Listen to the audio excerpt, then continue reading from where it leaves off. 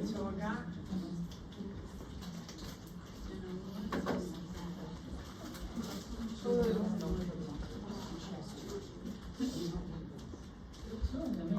All right, so let's go ahead and get started.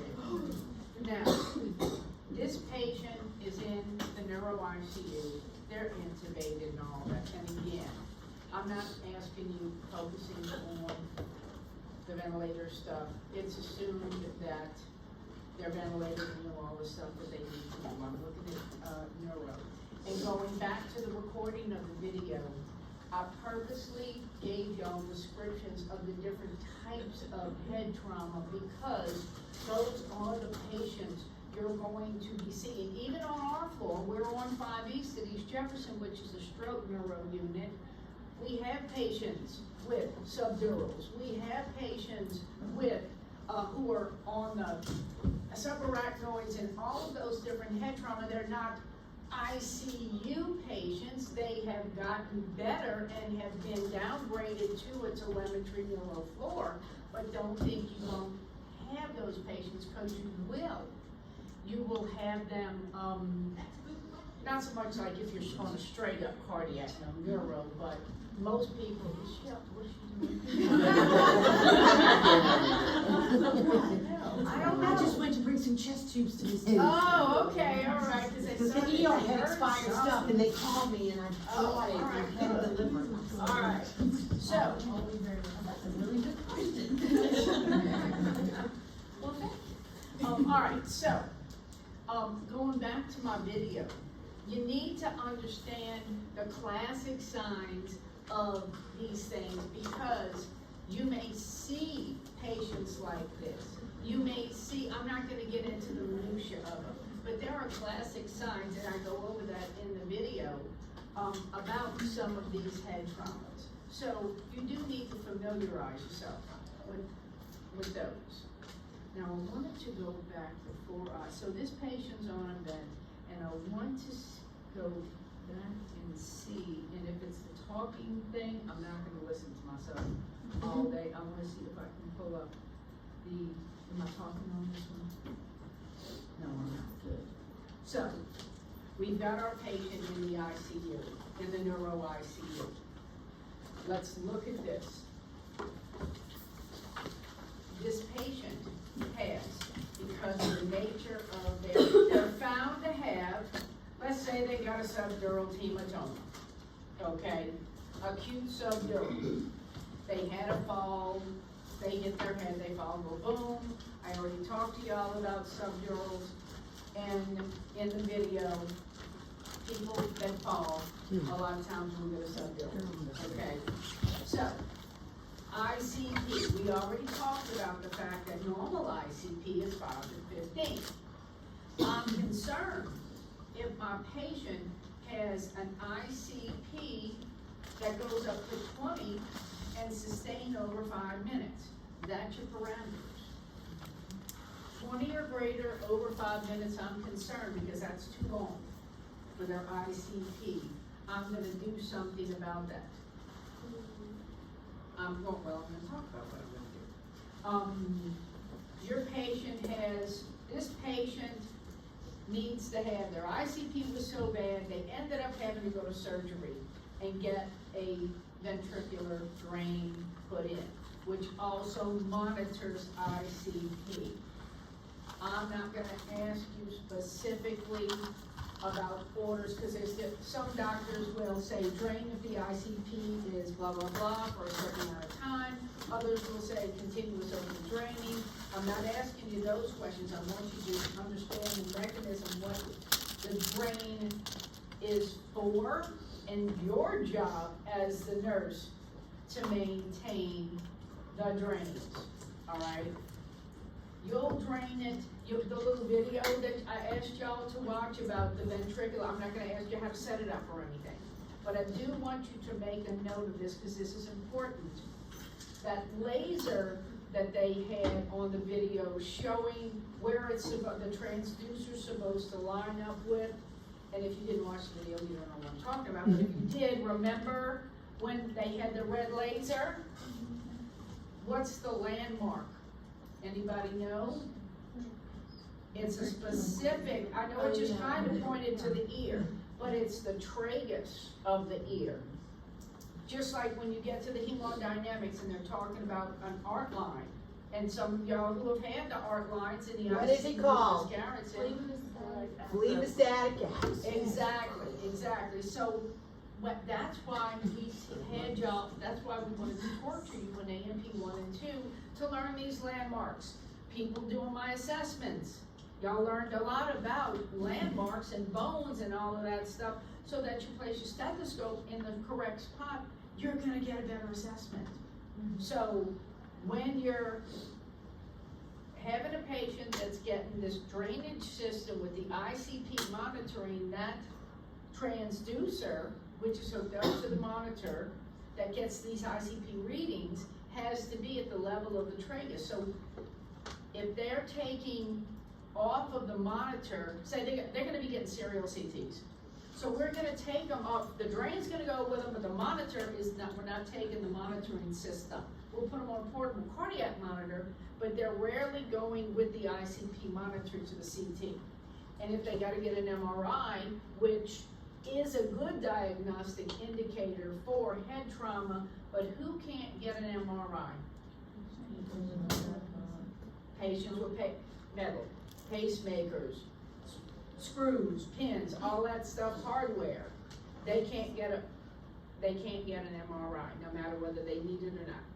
Okay, so y'all need to understand that, because you may be getting, there's a big list of things, if somebody's going to get an MRI, there's a checklist of things that they have to be done. But the main thing is any kind of metal. You don't get an MRI if you got metal in you, okay? So when you send them to CT and you bring them back and they're put back on the monitor, you're gonna recalibrate that ICP drainage system and the ICP reading. It's called zeroing. I'm not even asking about zeroing, I just need you to understand that if you're that nurse taking care of that patient when they get back and you're hooking them back up to the overhead monitor, taking them off the portable monitor, putting them back on that, and you're hooking them back up, you're gonna have to zero it and it's lined up at the tragus. That's your big landmark, that's the take home on that, okay? So we're monitoring ICP.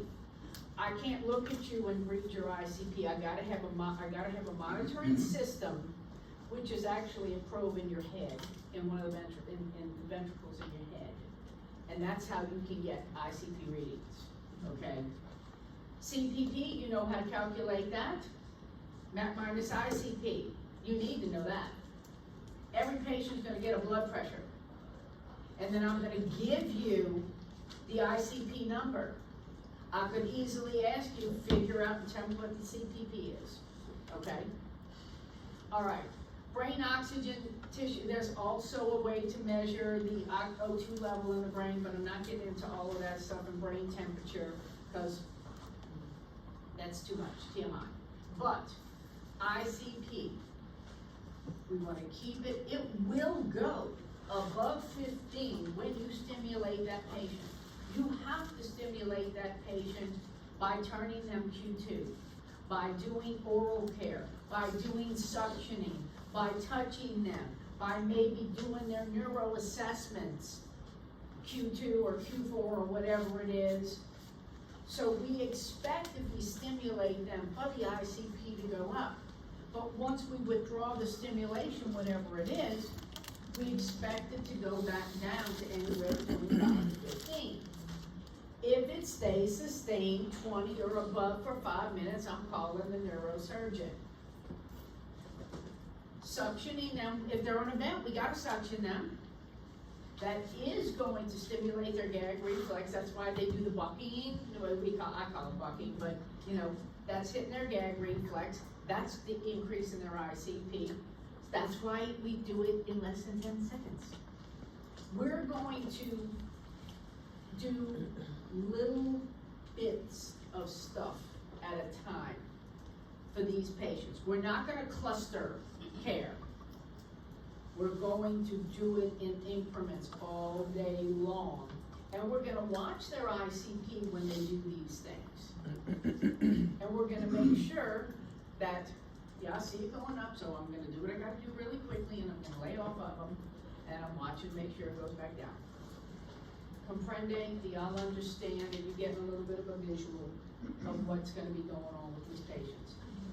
They're gonna be in a unit, they're gonna need a couple people, and, Sarah had asked me something, I wanna clarify this. I am not teaching you spinal cord injuries, so I'm not gonna focus on, yes, when you log roll a patient, it takes 3 or 4 people.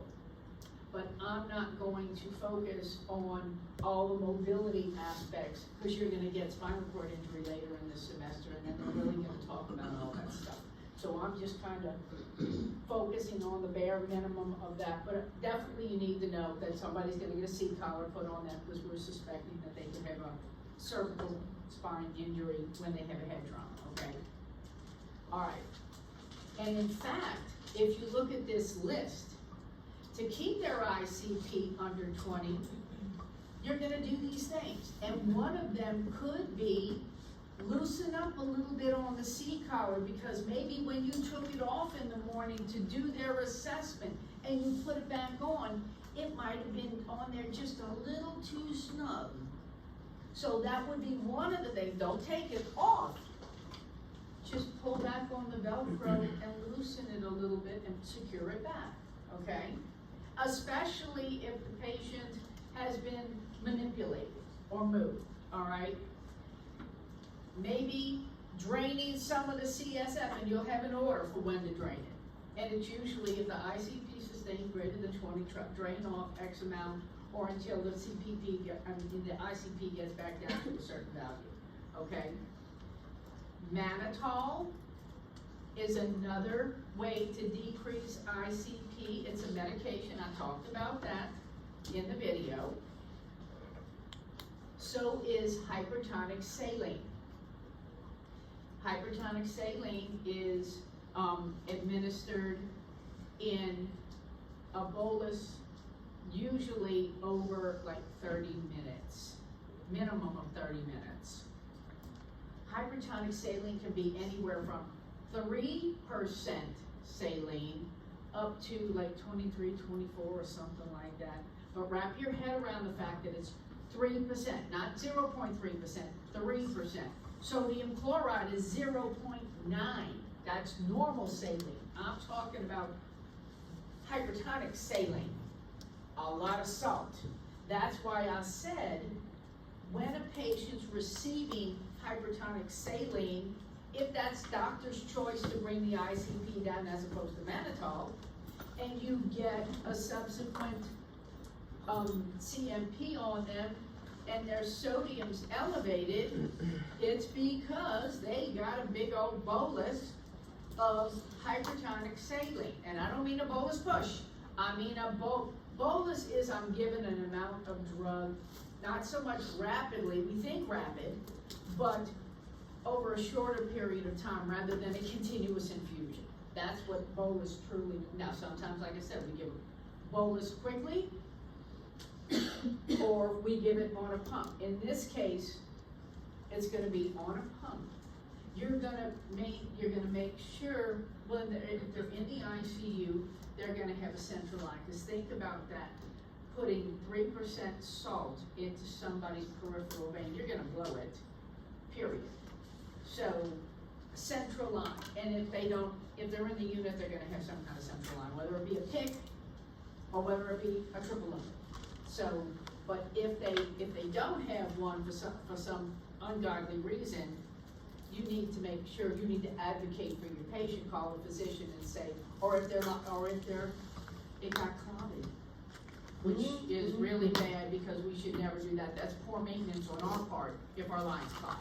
That's on us. Okay, because they don't normally clot unless they got some kind of weird clotting disorder. That's why we have to flush them with 10 cc's. Okay, minimum 10 cc's. So, mannitol, insulin. What does trauma and stress do to your blood glucose levels? Okay, so normoglycemia, meaning normal glucose, helps for healing. Okay, so you want to monitor glucose levels. you're monitoring a lot of levels on these people. So you wanna make sure that they have, and if we give them steroid, which sometimes they do, sometimes they don't, that monitors, that increases your blood glucose level, right? Okay. Promote normal thermia, meaning keep them warm. Not hot, not cold, but warm. Because anytime anybody has any kind of physical trauma, what kind of metabolic state does it put them in? Up or down? Increase. Hypermetabolic state. So, you want to make sure you don't add insult to injury by making them shiver, because what does shivering do to ICP? It increases it, absolutely. So keep them warm. Uncover them when you have to, but cover them back up again. Okay, they're probably going to have a rectal temperature, so you're going to be getting a normal rectal temperature reading on them. Okay, pay attention if the numbers are going up. Now, if it's going down, the first thing I'm checking is, did it come out? When we roll them, did the probe come out of the rectum? So you would have to check and make sure.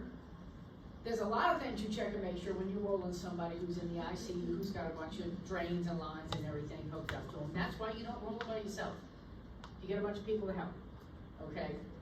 All right, so CPP, cerebral perfusion pressure.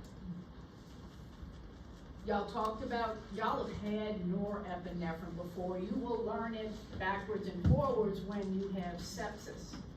But norepinephrine, trade name Levophed, you've probably heard of it. If you haven't, what does that do to blood pressure?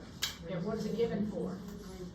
Exactly, because if they're hypotensive, severely hypotensive, they're not perfusing their brain, right?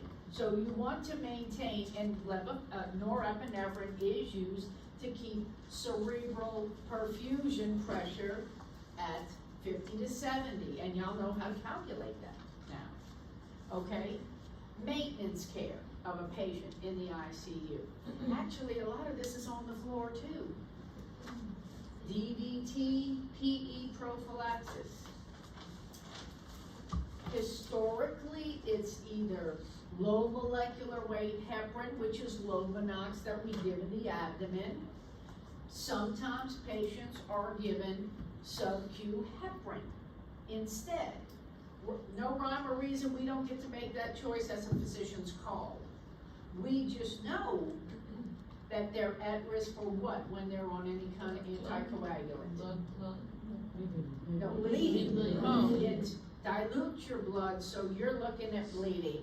So when you have a patient, now low molecular weight heparin doesn't have, you see the bruising because every time we go and give an enoxaparin shot, we see the bruising on our patients already, so that's why you rotate the shot. And just FYI, manufacturer of enoxaparin said it is supposed to be given in the abdomen, so you make sure that it is not given sub-Q in the arms, which I've seen people do, okay? The only time I've ever gotten to bypass that is on a very pregnant woman that I couldn't pinch to do sub-Q if I tried, okay? So keep in mind, just because Lovenox is given sub-Q doesn't mean it's in any sub-Q area. It goes in the abdomen. And yes, we've had patients with colorectal surgery, ostomies, and everything else. You find fat where you can. You can go out into the outer layer. Just make sure you pinch, and you stick, and you keep it pinched, because I've had somebody come in who had some kind of horrible blood clotting issue, bleeding issue, because nobody told her when she went home on Lovenox to keep it pinched, and she was a thin woman, so she was giving herself Lovenox IM instead.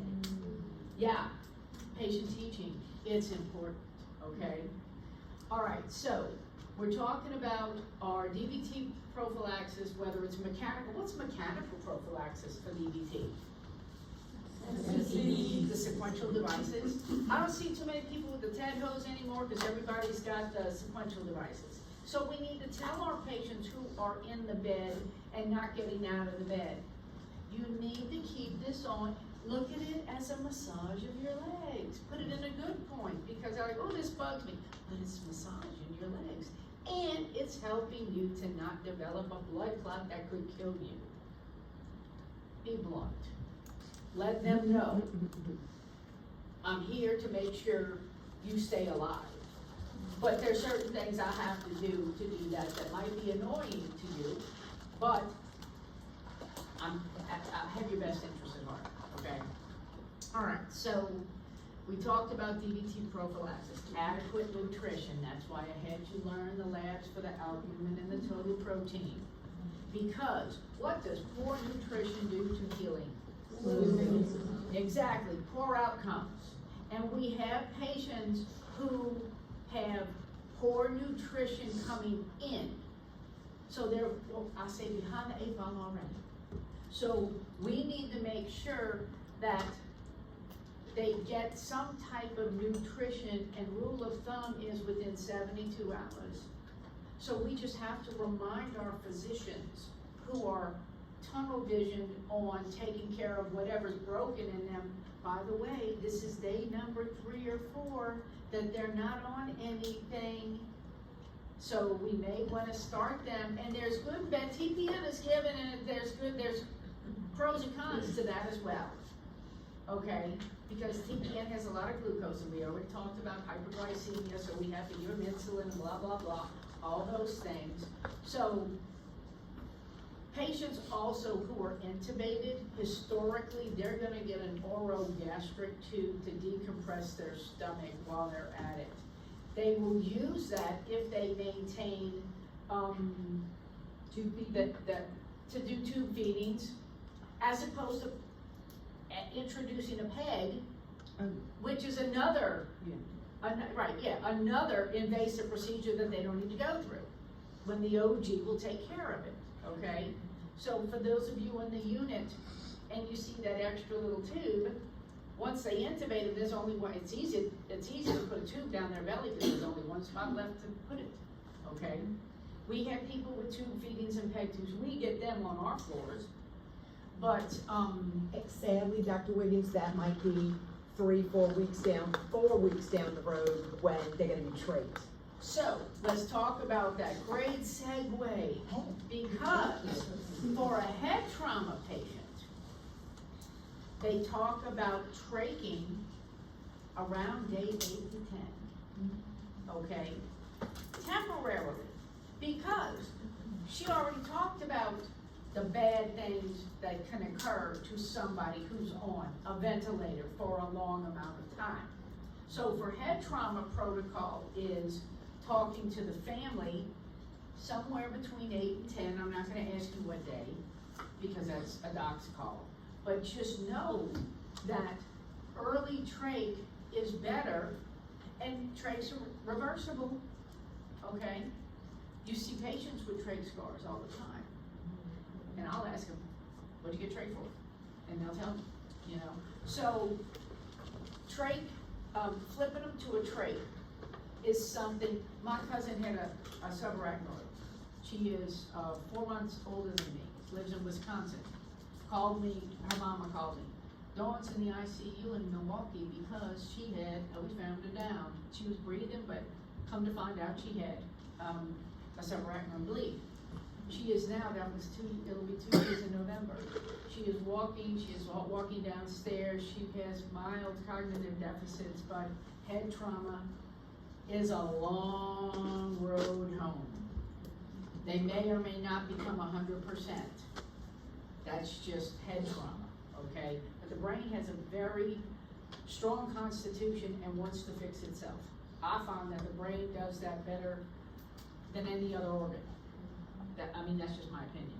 But the brain does try to get back to normal if possible. It may take a while, you know. But, so traching, somebody let the family know this is not a permanent thing. But nutrition, early traching, and y'all learn how to do, I'm checking my other people off on the suctioning we already talked about. You get in, do what you gotta do in 10 seconds, and then get out. You may have to do it again, but you gotta give them a rest. Any stimulation that you do. give them a rest, right? Let's see, seizure prevention. Anti-epileptics, the one that they give now IV the most that I've seen is Keppra? levetiracetam. And I have to look it up and have them pronounce it every friggin' time because and then I write it out phonetically. But yes, it's Keppra. But I'm supposed to teach you the generic names because NCLEX uses generic names. I've given it in IV form, I've given it in pill form. Usually if they're in the unit and they're intubated, they're probably getting it IV form. Most of the time it's given over 15 minutes, it's a rapid infusion. So that is one. I've seen other seizure medications. I also mentioned about the nimodipine, which is for vasospasms in the brain. They may give that if for patients who are having vasospasms. So those drugs you need to know. All right. Can you repeat the second one? Is it nifedipine, Procardia? No, it's nifedipine, and it's something, I forgot what the trade name is. So it's not for it. amlodipine, Norvasc, and it's not nifedipine, Procardia. Right, it's given to, Is it a prevent calcium channel vaso- blocker? I don't know off the top of my head. Cause if it's a peen, I'm thinking it's a Yeah, calcium channel I know, blocker. and it usually is, but anyway, whatever it is, it's on the video and look it up. Watch the video, take Watch notes. this, how many times do I have to say, watch the video, okay? It took me hours to make it, so please do it, watch it. Okay, so I know that down here, I want to talk about this just for a second because I read that controversial interventions is hypertonic saline. It's not as controversial now. They have not given me a new update of this, so that's why some of this information is, they're calling it controversial, but I've seen people getting hypertonic saline. I've seen them put on putting barbiturate comas because their ICP is so bad, their bleed, their whatever their trauma is, that they'll paralyze them too. They'll give them paralytics and keep them not moving because they're so agitated, their brain is so agitated that their ICP stays sustained. So, and of course, if you've been given a paralytic, you must be on a ventilator because it paralyzes all of your muscles, including your diaphragm, which is what makes you breathe. On that paralytic, you gotta sedate them too, cause they're paralyzed, yeah. but they're not sedated. Yeah. But back to that 3% saline, Dr. Wiggins is telling you, maybe we see it more often, but have a profound respect for 3% saline. If you accidentally give it too quickly, you will kill your patient. Oh, yeah. You will kill your patient. Hey, do mistakes happen on the pump? Yes, they do. They do. So, my mom had a low sodium, she was on 3% saline, and the rate wasn't faster than 30 mils. It's given slowly, Yeah. just saying. Yes, Have a no, profound it is. respect for it. Yeah, and I'm not gonna ask you the rate of it, because that's gonna be ordered by the physician. Now, case in point though, physicians make mistakes because they're human. So if you get a weird dose of anything, nowadays it's not as bad as when we used to get written orders that could or could not be misinterpreted and misread. But now, everything's a click of an order. But I have had clicks of orders that were wrong clicks of orders. So you need to know, if you're working in an ICU and you're given a drug, you need to look up to make sure, is this a normal dosage of this drug? Because if it's not, before I administer it, I'm calling the physician. What you have ordered on this set of orders is blah, blah, blah. This is either way above or way below. And I need to clarify that because they're gonna say, in a court of law, well, Dr. Wiggins, you as the nurse administering the medication are supposed to know the normal range for it. And you gave it without clarifying, and you knew it was not the normal range of drug, so that your license on the line. And that's why I say, now that orders are just clicked on by somebody who may or may not be awake, who may or not be distracted, question your orders, clarify, look at them, make sure it makes sense. Nobody's getting 100 milligrams of morphine. Unless it's on a pump and it's given over a certain amount of time and PCA pump and all that stuff. But if God forbid they click the wrong thing and you do it, you don't deserve the license. You deserve to have it taken away because then you're dangerous, okay? So, all right, we talked about nutrition, we talked about normoglycemia, we talked about seizures, we talked about everything here. So, let's see, let me watch my time.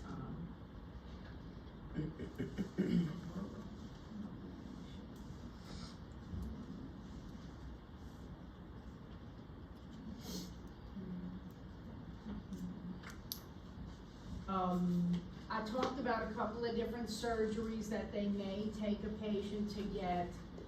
Not so much, I'm not worried about y'all learning about these surgeries. But what I do want you to keep your head wrapped around is anybody that goes through a surgery, no matter what the surgery is, you're going to be continuously monitoring them after that surgery for certain post-surgical complications, hence the PEDVT, okay?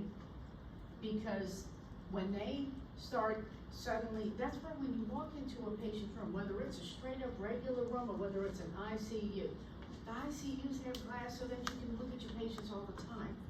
We don't have that luxury on the floor. They're behind a closed door. So when you walk into any patient's room, you should be looking, are they breathing?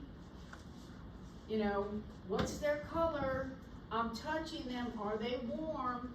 We all know, and if you don't know, I'm here to tell you that, hey, the hours that people normally die in the hospital are somewhere between 4 and 6 a.m. Okay, historically. So my students, and they know, and they will warn you, after you get out a report, first thing you do, don't stop at no computer. You take yourself into your patient's room and you look to make sure you have a live individual in that bed. Because I can't tell you how many times, well, any of y'all working overnight, you're hearing your codes going on somewhere between 4 and 6 a.m. Because if they're, especially on the floors, because they're only doing vitals on them, Q4, and then of course if your patient is like, oh, leave me alone, it's 4 o'clock in the morning, don't take my vital signs. Now usually that means they're awake and alert, but you know what? You gotta tell them, I gotta do this because, or if they start throwing stuff at you and kick you out or kick at you or whatever, then you go to your charge nurse and you let them know, and then you document patient combative, attempted to take vital signs, patient combative kicking, and then you gotta subsequently do something about it. You can't just say, Mr. Smith kicked me, so I'm not going in there to do their vitals. We had yesterday, her guy was all out of it and everything. We had to get him unagitated so that we could continue taking care of him and doing his vitals and everything else. So you can't just walk out of a patient's room and say, I'm not fooling with that one, he kicked me. No, you got to do something about that so that they can, you know, you can assess them, okay? It's all about us being assertive. It's not enough for you to recognize that a patient's got a problem going on. You need to recognize it because you're a nurse. But it's not enough to say, oh yeah, they got a problem. No, you must do something. You must assert yourself to do something about it. If you see that there's something, yeah, you gotta call a physician at 3 o'clock in the morning and they don't like it. Nobody likes being called and woken up, but you know what? Tough. Call them anyway. If they start hollering at you, you already learned in your professional behaviors how to deal with that. You know, but you don't have to holler at me. I will not tolerate you hollering at me. This is your patient. You need to understand what I'm saying. And I'm sorry it's 3 o'clock in the morning. You know? So, again, as a new nurse, that was one of the biggest things when I talked to some of my students who graduated.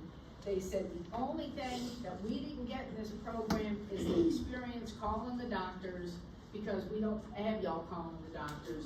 And they work nights, and they said, I never, you know, the first time I had to call a doctor at 3 o'clock in the morning to tell them something, and they hollered at me and screamed at me and all of that stuff, I didn't know how to handle that. And you learn how to handle it professionally, you know, and say, you don't need to holler. It is what it is. This is what's going on, and this is what I need from you, because you are their healthcare provider, and I need an order. Make sure you got your S-bar, make sure you got all your ducks in a row before you get on the phone with them. Go at them with whatever, you know, go at them with what you need. Because they're gonna ask you, what's this, what's that, and so you better have it ready. Or they'll waste my time waking me up at 3 o'clock in the morning if you don't have the information. So go in there with all the information you need, okay? And then get what you gotta get. All right, so questions so far. We've got your non-intubated traumatic brain injury, you look concussions. Let's talk about that just for a minute, because more people have concussions usually than anything else. Your children playing ball or soccer where they don't wear a helmet at all. Concussions. You as a human need to know the signs and symptoms of a concussion, because you as a human could have one. Or your children, or your family member, your grandmother that falls in the house all the time, who's on 50,000 blood thinners, and who doesn't want to tell you they're falling because they don't want you to slap them in the nursing home. But when you go and visit your parent or whoever, and they got a bruise on them, you fell, didn't you? It's okay, because you know they're looking like they got beat up by a, you know, with a bat. You fell. Let's see what happened. Let's fall-proof the house, but keep monitoring them. There's a fine line between somebody who's got the sudden onset of this dementia, which is normal aging, which is all cognitive impairments, and it can come on you like that. But they don't have trauma with it. If you see trauma on somebody, and they're not acting, they're a little cognitively confused or whatever, you suspect some type of, I'm looking in their head, or if I see it on their face, I know, and I'm gonna pay attention, because people don't, you know, older people, you're dealing with parents, you're dealing with grandparents, they don't wanna go in a nursing home, don't take my keys away from me, you know, it's hard to do, and especially you're the nurse, and you're gonna be the bad guy in situations like that. All right, let's see, let me be mindful of my time. I got 10 minutes left, so let me just look This at is this. a picture of an ICP drainage system All right, let's see and if I can shut myself the up. transducer, Sorry. which has that yellow gutter. Okay, so we can see it here. Again, this thing here, when I'm talking about the transducer, this is it, and this is the little thing that goes and plugs in. This is a combination, you can't see the patient, but they have the probe in their head. It's usually gonna have a clear dressing, they've already shaved their head, it's gonna have that clear dressing. And another thing that I learned, because I'll constantly read up on stuff like this to make sure I'm giving y'all the most current stuff. Evidence-based practice is saying now, if it ain't broke, don't fix it. If you don't need to change the dressing, leave it alone. Even if it's got, you suspect that it's gonna have some blood, just like when they put in PICCs, and you see that bloody stuff, it looks like crap. But again, that's just the patient's own blood, it's sealed in, and it's, don't mess with it until it's Wednesday and you gotta change it or whatever your protocol is. Now, if it's leaking, if you're having trouble flushing, especially with your peripheral lines, and it's leaking around that, and you're having trouble flushing, it's bad, you gotta take it out. But they're telling you here, you got a hole in your head.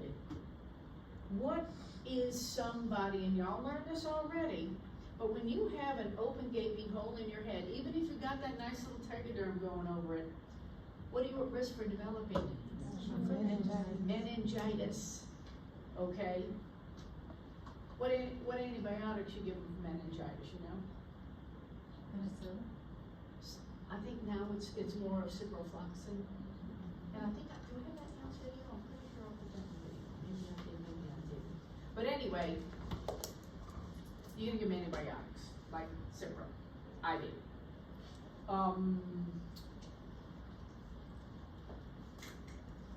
So again, I know this patient is sitting up at a 90, and that's why I was like, why are they sitting up at a 90 with that thing on? But they might have been doing it, I think the person, they took that picture just momentarily so that they could show you that it's lining up with the tragus of the ear there, okay? All right. So what questions do y'all have related to, yes ma'am? If it's not lined up correctly, will it not cut on? Like, how do you know? No, you'll get readings just like with A-lines. You'll get readings all day, but that doesn't mean they're right readings. So you have to zero these things, and I'm not asking you to zero anything, or even know what that means, but that's recalibrating something, when you zero something, okay? So you wanna make sure you're getting, and there's waveforms associated with the ICP thing, just like with the art lines and all. I'm not asking you about all of that, I'm just making sure that you understand you're gonna have a lot of transducers related to different things, monitoring systems, and they all have to be zero, they all have to be recalibrated when the patient's disconnected from them, or whether you have to move the patient. Because you want to make sure if you're basing drugs off of these numbers that you're getting, you want to make sure you're getting the right readings, okay? So that's kind of the take home. Yes, ma'am. This will help you remember this, and actually in clinical yesterday with Stephanie and Darian, a nurse had begun to set up an arterial line setup, and I showed these two how to, off to the patient, open to air, zero, and calibrate. And I'll show everybody else in my current groups too, and my future groups as well. But I told them this analogy. Before I step on a scale, I want the scale to say zero. Yes. So remember that. Because you don't want false information. I don't want +5 on my scale. Yeah. I don't know about you, I just don't. Exactly. So again, I try to keep it as basic, and anybody who's had my lecture before and who's had my test questions, I'm not here to give you the minutia or to question you on the minutia. There's numbers you need to know, there's values you need to know, and I've already mentioned them to you, if not in the video.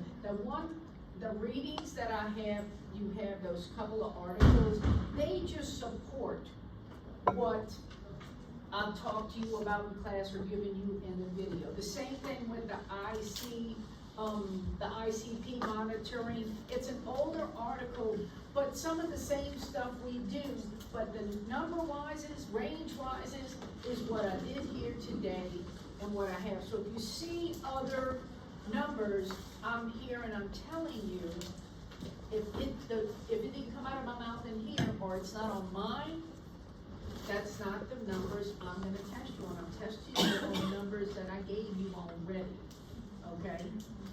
So what questions do y'all have? Utilize the discussion board. Don't feel like any question is a stupid question. But if you need to email me about it, that's fine. Good luck on your test tomorrow. Eat